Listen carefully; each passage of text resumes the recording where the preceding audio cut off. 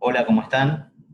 Bueno, en este video vamos a ver herramientas de corte pertenecientes al eje temático número 2, unidad 4, mecanizado con arranque de viruta.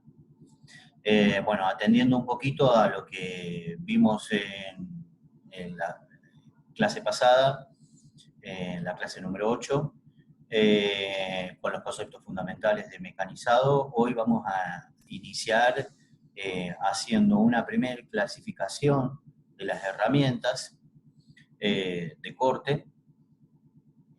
Y bueno, esto consiste en dividirlas en primera instancia en herramientas monocortantes, por un lado. Vamos a ir viendo herramientas de distinta índole. Son todas herramientas que cuentan con un solo filo de corte, ¿sí? Y las herramientas que estamos viendo en particular son todas herramientas que pertenecen al proceso de mecanizado torneado, ¿sí?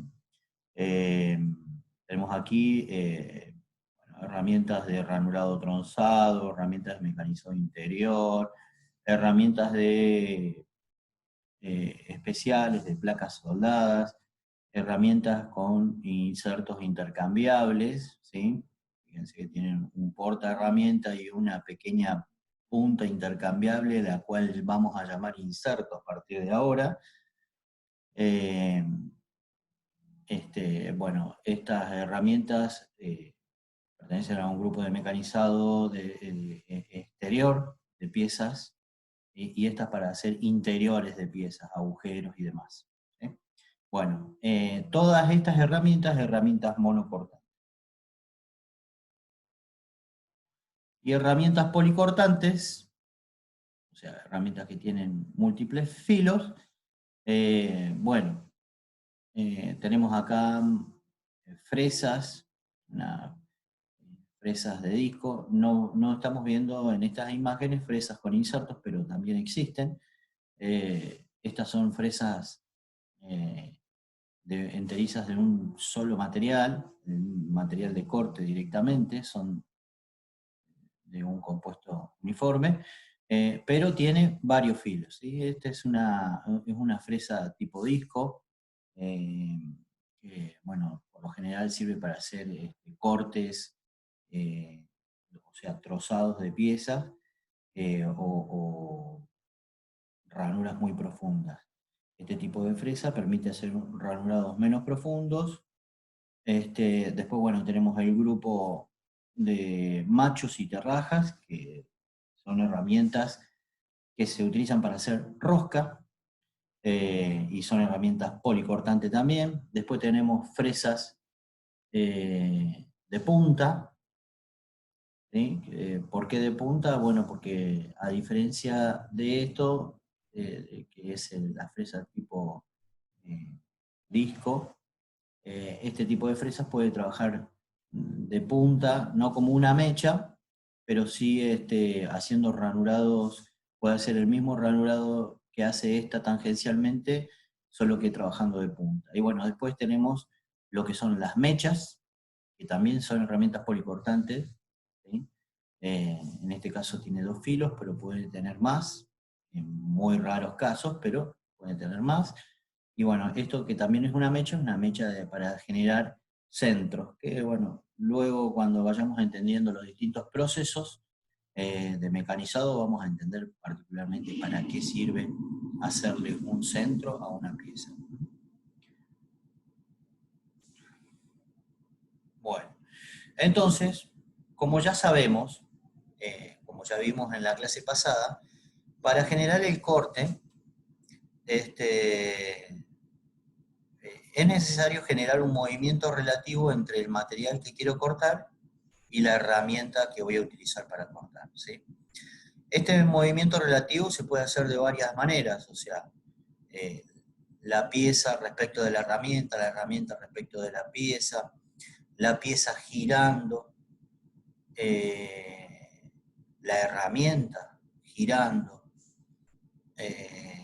la herramienta avanzando linealmente sobre la pieza, la pieza avanzando linealmente sobre la herramienta. Bueno, son distintas formas de generar movimiento relativo entre las partes afectadas, o sea, la pieza y la herramienta, para poder generar esto que es el corte. Entonces, a raíz de esto surge lo que se llaman los parámetros de corte. ¿Qué son los parámetros de corte? Bueno, en primera instancia,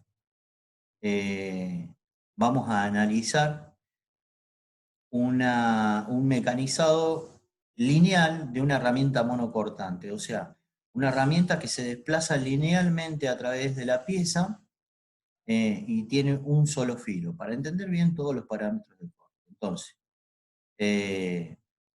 como ven en la figura, tengo un movimiento de corte, ¿sí?, que está definido por este espacio recorrido en una carrera, o sea, recorro toda esta distancia, ya sea con la herramienta sobre la pieza o con la pieza sobre la herramienta, es indistinto siempre que haya un movimiento relativo. Y eso va a hacer que esta herramienta, en cierta manera, rasque este material y le vaya sacando una feta del material y vaya desalojándolo y componiéndolo en virutas, ¿sí? Entonces, esta herramienta va a recorrer una carrera cortando, retrocede hasta el punto de inicio sin cortar, luego va a haber un movimiento de avance, ¿sí?, de una X cantidad de milímetros, para que nuevamente la herramienta vuelva a avanzar y vuelva a efectuar un corte. Entonces, a este movimiento lateral que va haciendo entre pasada y pasada la herramienta lo llamamos movimiento de avance. Después tenemos acá una diferencia de altura entre este plano y este otro planito que se ve acá abajo. Este es un plano existente y este es un plano nuevo que está empezando a aparecer a raíz de que la herramienta va a ir comiendo el material. Entonces, la diferencia de altura entre el plano existente y el plano que se está empezando a generar es la profundidad de corte, y que la voy a determinar con la sigla AP. Retrocediendo al movimiento de avance, el avance está designado con la letra F. Entonces, acá tenemos F, es el avance, que puede ser en milímetros por revolución, milímetros por pasada, que sería en este caso, milímetros por minuto. Las unidades del avance pueden estar dadas de diversa manera. Entonces, la profundidad AP es la profundidad de corte, ¿sí? Es esa distancia entre el plano existente y el plano que se está generando. Y luego la velocidad de corte es específicamente la velocidad con la que la herramienta se desplaza respecto de la pieza. O sea, que si este es el espacio recorrido en una carrera, el espacio recorrido por la herramienta dividido el tiempo empleado me da la velocidad de corte, ¿sí? Concepto básico de velocidad. Entonces, la velocidad con que la herramienta se desplaza respecto de la pieza en el momento de que se está efectuando el corte es la velocidad de corte asignada para esta operación. Entonces, esa velocidad de corte va a depender básicamente del material que estoy mecanizando, ¿sí?, y el material con el que está construido la herramienta, ¿sí? La velocidad relativa a la velocidad de corte, de la velocidad de desplazamiento de la herramienta respecto de la pieza, va a estar dada justamente por la naturaleza del material que estoy mecanizado y la naturaleza del material con el que fue construido la herramienta de corte, ¿sí? Que ya vamos a ver, hay varios materiales.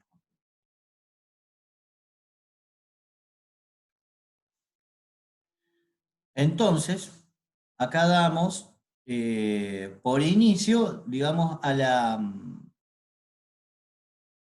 análisis de la existencia de los materiales con los que se construyen las herramientas, ¿sí? Y a los por qué o a las características que deben tener estos para poder entender por qué los materiales eh, bueno, han cambiado tecnológicamente desde un inicio hasta la fecha, y digamos qué características debe reunir cada uno a la hora de establecer un mecanismo, ¿sí? Entonces, las características eh, que debe reunir una herramienta es resistencia al desgaste y al rozamiento, porque va a estar rozando con un metal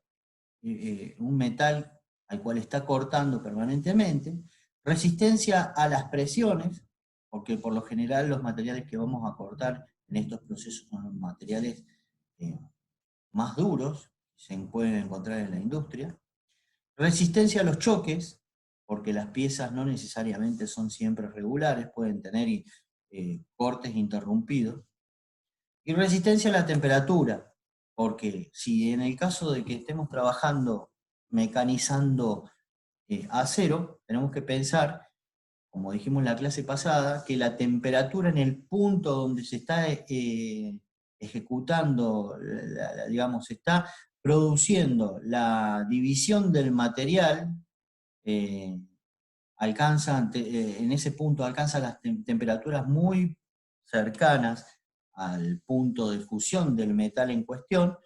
En el caso del acero sabemos que el acero funde en aproximadamente 1350, 1400 grados, entonces estamos hablando de una temperatura muy alta, muy alta, ¿sí? Bueno, dicho esto, vamos a hablar un poquito de los materiales utilizados para fabricar herramientas de corte que existen hasta el día de la fecha en el mercado, ¿sí? Bueno, aceros finos al carbono es uno de los materiales más vulgares utilizados para para fabricar herramientas de corte, ¿sí?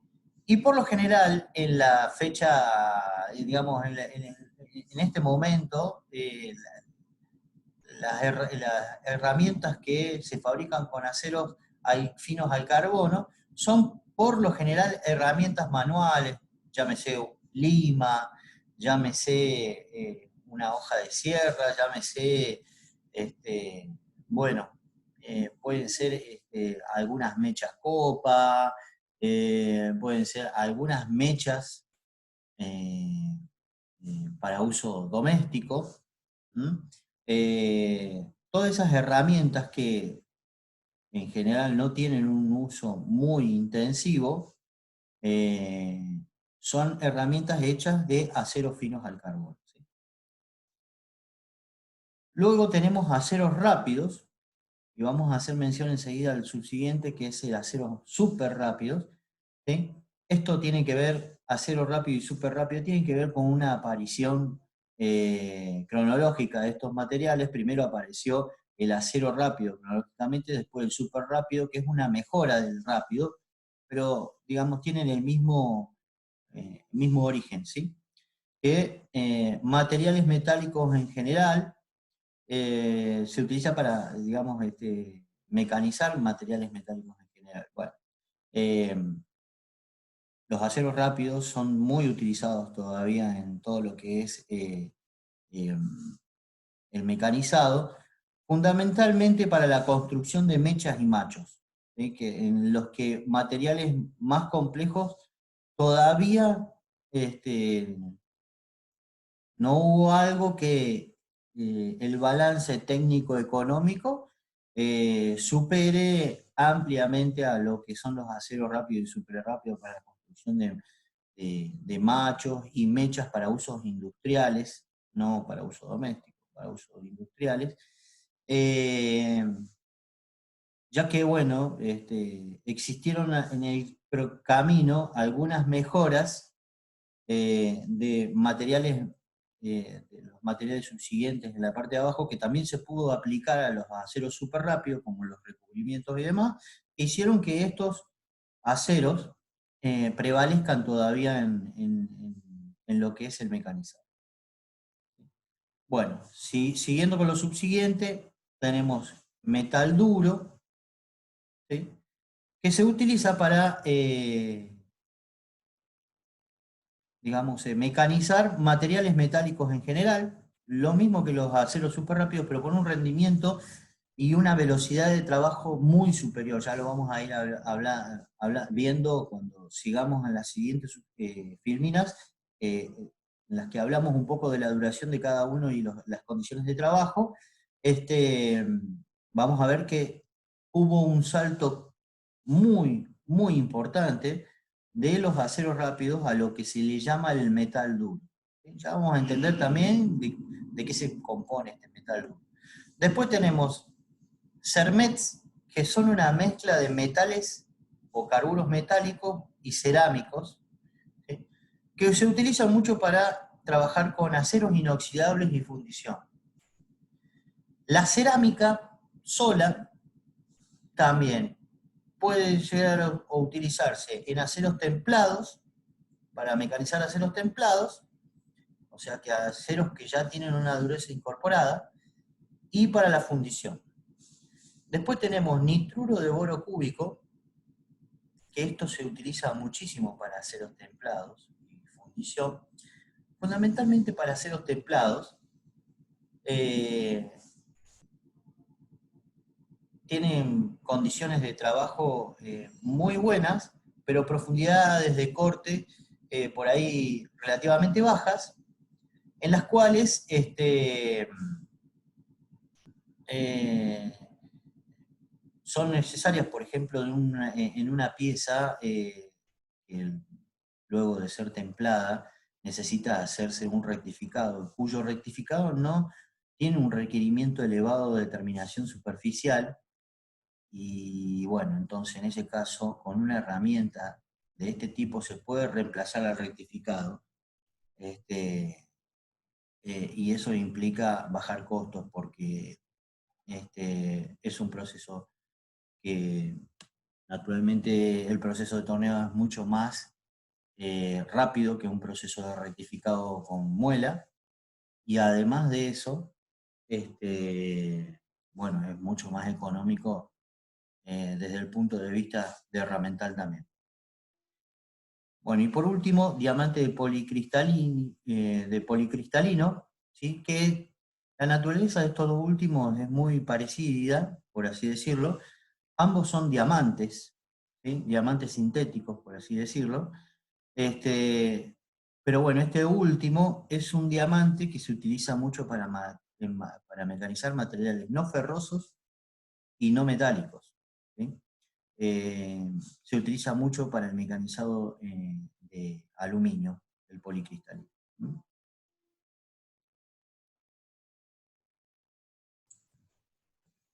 Bueno, haciendo un poquito de cronología,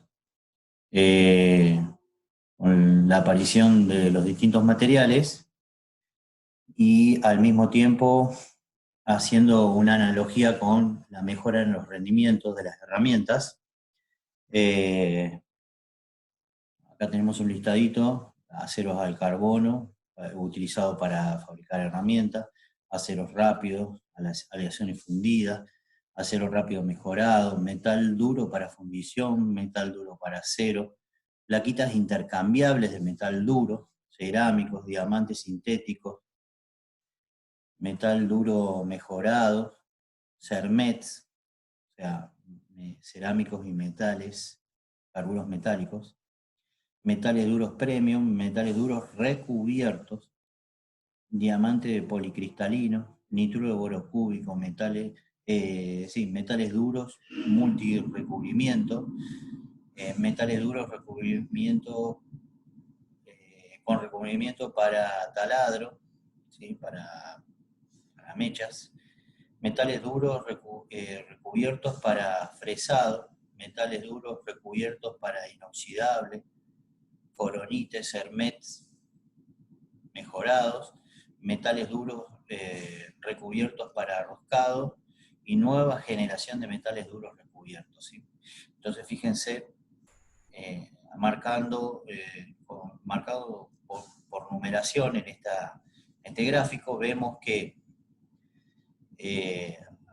arrancando por el año 1900 al 1995, vemos que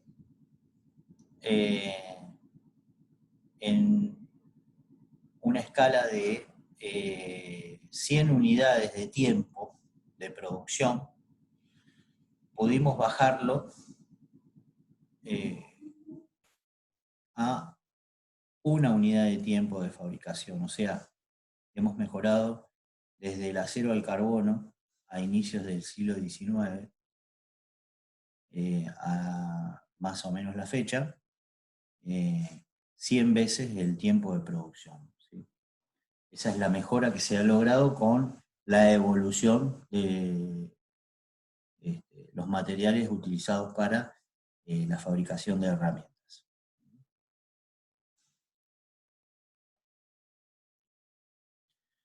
Bueno, acá vemos también una analogía también en escala de tiempo, con la velocidad de corte por un lado y la velocidad de avance. Este gráfico anterior es posible porque se dio esto, ¿sí? Que digamos, fueron apareciendo las distintas tecnologías de materiales y presentación de las herramientas, de manera que tanto las velocidades de corte como las velocidades de avance fueron aumentando, haciendo posible que las unidades de tiempo de producción bajaran, haciendo más productiva los procesos de mecanización. Bueno, y a continuación,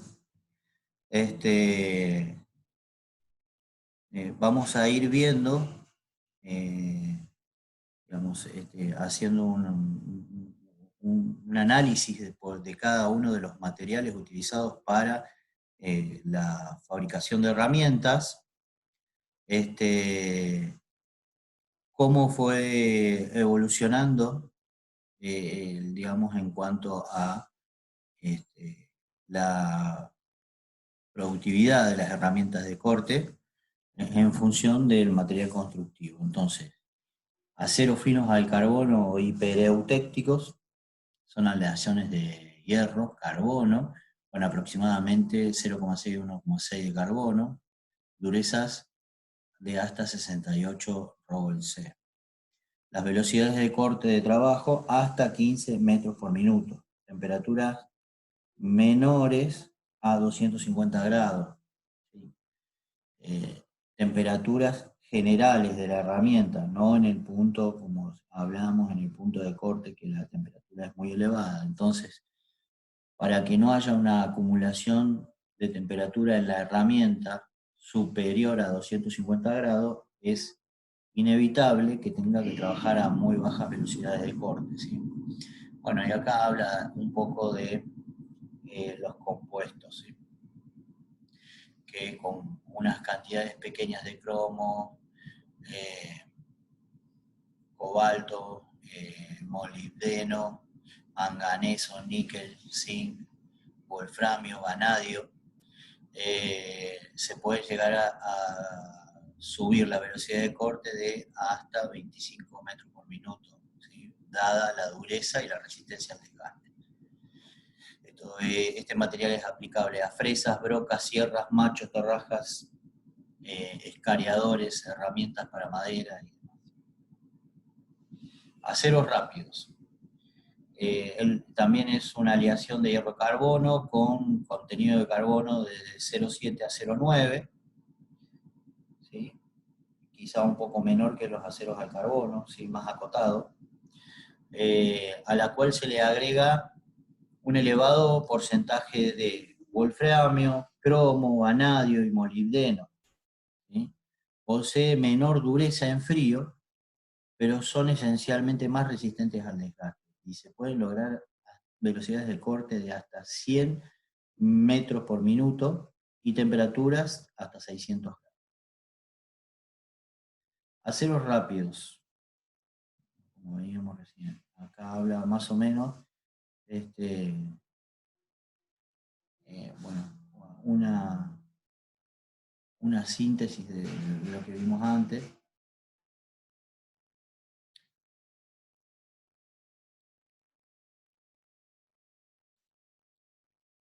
Y habla, bueno, de las prestaciones en el temple del material, ¿sí? En cuanto a la penetración, al riesgo de grietas, a la velocidad crítica y demás. Los elementos componentes, cómo atentan contra eso. Aceros súper rápidos tienen una adición de cobalto del 4 al 16%. ¿Sí? Y con esto se puede elevar la temperatura de trabajo por encima de los 600 grados.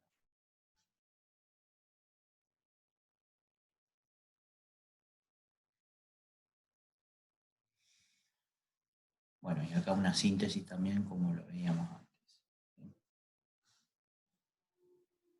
Bueno, y acá aparece lo que se llama los metales duros. Metales duros, o normalmente también llamada vidia, widia se escribe, ¿sí?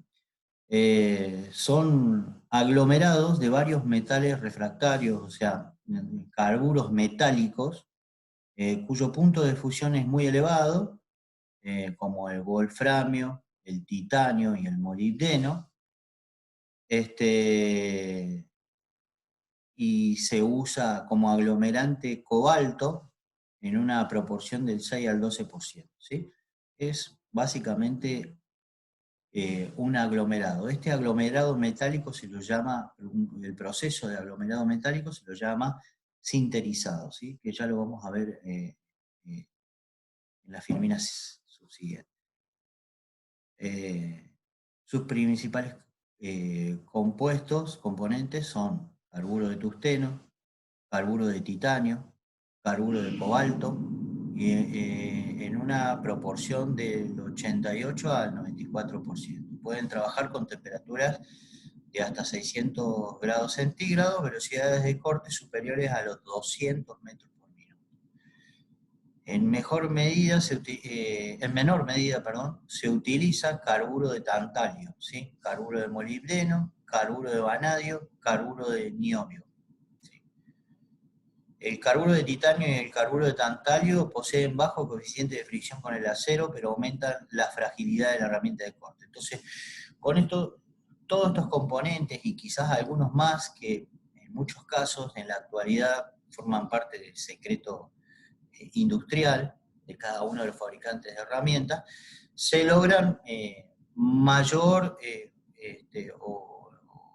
dureza o menor dureza, mayor tenacidad, y con estas, variando estas características de tenacidad y dureza y resistencia al desgaste, se le da a la herramienta características distintas para la distinta naturaleza del material a mecanizar. ¿Sí?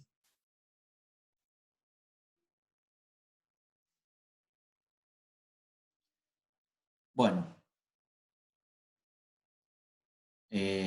por ejemplo, en este caso, el wolframio, ¿sí? Que en la naturaleza se haya combinado con el oxígeno, eh, se hace una reducción a unos 1000 grados centígrados y se lo convierte, bueno, se lo reduce a simplemente wolframio. Luego de esto pasa a un proceso de carburización a unos 2000 grados centígrados. ¿Sí? Eh, Este proceso de carburización se hace utilizando hidrógeno y se logra el carburo de wolframio o el carburo del metal reducido. En este caso estamos viendo el wolframio, pero todos carburos compuestos del metal duro sufren un proceso primero de reducción, luego de carburización, para llegar al carburo metálico componente del metal duro, ¿sí? Bueno, obviamente esto tiene un proceso de producción de un polvo, ¿sí? Para formar el aglomerado. Ese polvo tiene que tener una granulometría, por lo cual este, se hace una mezcla de ese polvo eh, con cierta granulometría. Eh, esto digamos, se hace una mezcla, esto se tritura, luego se decanta, se tamiza, evidentemente, como para lograr, digamos, clasificar el tamaño de grano, que es muy importante, para luego poder ser utilizado para componer el aglomerado. Entonces, una vez teniendo ese polvo mezclado, que va a formar parte del aglomerado, se utiliza matricería con la forma, ¿sí?, del inserto en cuestión, del pedacito de metal duro que se va a constituir en la herramienta luego. Entonces se hace un prensado a muy alta presión de ese polvo. Por esa simple presión, el material queda, digamos, adherido, constituido en una sola pieza, aunque en un estado de fragilidad muy elevado, dado que todavía no ha trabajado el aglutinante, que es el eh, cobalto que dijimos antes, que bueno, para poder realizar, digamos, el trabajo final para constituir el inserto, es necesario, ¿sí?, pasar por, bueno, ya volvemos a esto, el proceso de sinterizado. Que el proceso de sinterizado, el inserto prensado se convierte en un inserto de carburo a unos 1500 grados centígrados más o menos. El cobalto pega los granos de carburo, ¿sí? Y en este proceso existe una contracción aproximada del 50%. O sea, esto que nosotros vimos como un inserto que sale de la prensa, después del proceso de sinterizado, eh, reduce su volumen, su tamaño, hasta un 50%. Hablamos de prensado, también existe proceso de formado de insertos previo al sinterizado por inyección. Entonces, tengo un molde, un proceso de inyección, ¿sí?, a través de un tornillo, lo que sea. Se inyecta en un molde y al abrir el molde puedo extraer los insertos que luego se van a constituir en una herramienta. En este caso estamos viendo la punta de una mecha o la punta de una fresa.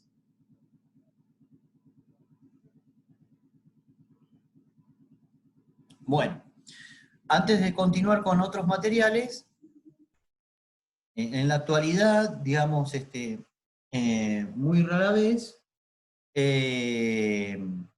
vamos a encontrar metal duro sin recubrimiento, muy poco, casi nada.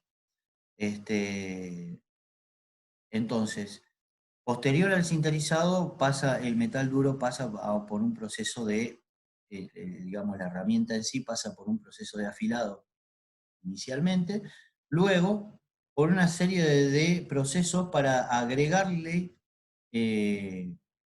capas, ¿sí?, recubrimientos exteriores que lo van a hacer más resistente al desgaste, aumentándole así la velocidad de trabajo, y bueno, haciendo más duradera la herramienta en cuestión. Ese proceso de recubrimiento, a posteriori, también fue implementado para las herramientas constituidas de aceros básicamente, también llevando al rendimiento de las herramientas de acero a un nivel superior al que se conocía con anterioridad. ¿Sí? Bueno, después, de los metales duros surgen los CERMETs, ¿sí? Que son metales duros construidos a base de materiales cerámicos. ¿Sí? Posee elevada resistencia al desgaste y al corte en caliente para altas velocidades con cortes con pequeños avances y profundidades, aptos para geometrías con interrupción. ¿Sí? O sea que estaríamos hablando de herramientas que tienen la factibilidad de trabajar en cortes interrumpidos. Materiales cerámicos son productos obtenidos por sintetización de óxidos de aluminio, combinado con óxido de sodio, potasio, circonio, berilio, titanio, en forma de polvos, lo mismo que los sinterizados anteriores. O sea, una vez que se dio origen al sinterizado, empezaron a surgir distintas índoles de materiales sinterizados de distintas naturalezas. Bueno, antes habíamos hablado de carburos metálicos, después los CERMETs, que son ya materiales cerámicos, y bueno, mezcla de materiales cerámicos con eh, carburos metálicos también, fíjense que tengo carburo de titanio acá. Y luego los materiales cerámicos a partir del óxido de aluminio. ¿Sí? Bueno, pueden alcanzar temperaturas de hasta 1800 grados centígrados. Y se utiliza mucho para para mecanizar materiales no ferrosos. Nitruro de boro cúbico, un invento de General Electric, es el más duro de los conocidos después del diamante natural. Mantiene su dureza hasta alrededor de los 2000 grados centígrados y posee excelente resistencia al desgaste y elevada fragilidad. Se lo puede encontrar sobre metal duro para mejorar su tenacidad. No es apto para mecanizar materiales blandos y es aplicable por excelencia a terminaciones superficiales, tal es así que se puede reemplazar el proceso de rectificado, como les decía con anterioridad.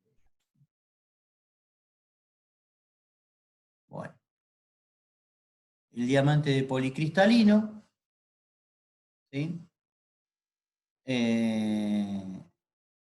Bueno, posee una buena duración del filo, ¿sí? Requiere también extrema rigidez de la herramienta y materiales sin discontinuidades. No es aplicable a materiales ferrosos, pero sí al aluminio, silicio, cobre y sus aleaciones, plomo, cerámica, resinas, plásticos y grafito, entre otros.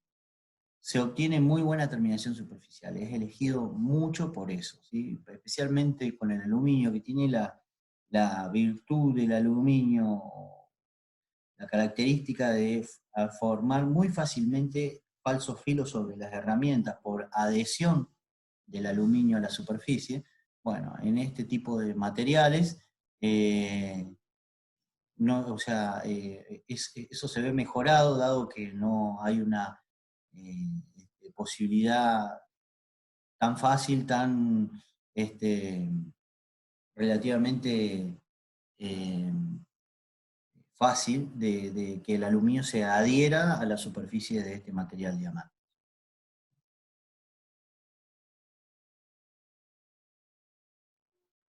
Bueno, y acá tenemos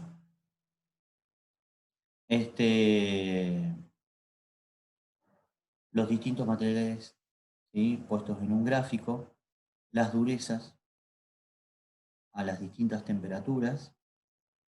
Y fíjense, tenemos la franja de los aceros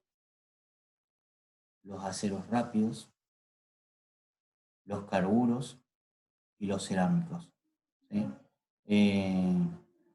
Bueno, esto habla básicamente del rendimiento de las herramientas. Fíjense que la dureza de los aceros es relativamente menor a la de los aceros rápidos, que también a su vez es relativamente menor a lo de los carburos y a su vez de los cerámicos. ¿Sí? A medida que el material se va haciendo más duro, evidentemente se va haciendo más frágil, motivo por el cual entre estos dos encontramos un límite en cuanto a la capacidad de mecanizado de piezas, dado que un corte interrumpido, digamos una pieza con golpe, donde no hay un corte continuo, dañaría muy fácilmente esta herramienta, dando así el origen al reemplazo de la herramienta. Entonces, hay un punto de equilibrio en todo eso que hace antieconómico la implementación de ciertas herramientas, dado que se ve afectado por el proceso. En cambio, en el caso de los carburos, tiene una gama de aplicación mucho más amplia en cuanto a la dureza y a la temperatura, y eso hace que modificando estas características que tienen que ver con el sustrato con el que se fabrica la herramienta, yo puedo utilizar el carburo para piezas más duras o con cortes interrumpidas, ¿sí? Entonces en ese caso necesito que el inserto sea más tenaz, y si el material que yo voy a mecanizar es más blando, me voy a ir a un sustrato de herramienta o de inserto más blando, perdón, más duro, al revés, y más resistente al desgaste, ¿sí?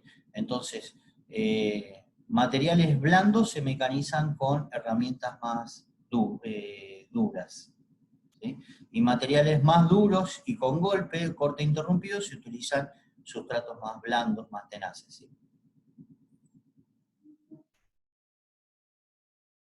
Bueno, y acá vamos a entrar en lo que son las definiciones de los distintos parámetros de corte. Entonces, bueno, vamos a hacer un corte de esta clase, de este video acá. Vamos a hacer primero una discusión de todos los temas que vimos hasta, de todo el desarrollo de esta clase, eh, como para, bueno, después continuar con la definición en sí de todos los parámetros del corte. Muchas gracias.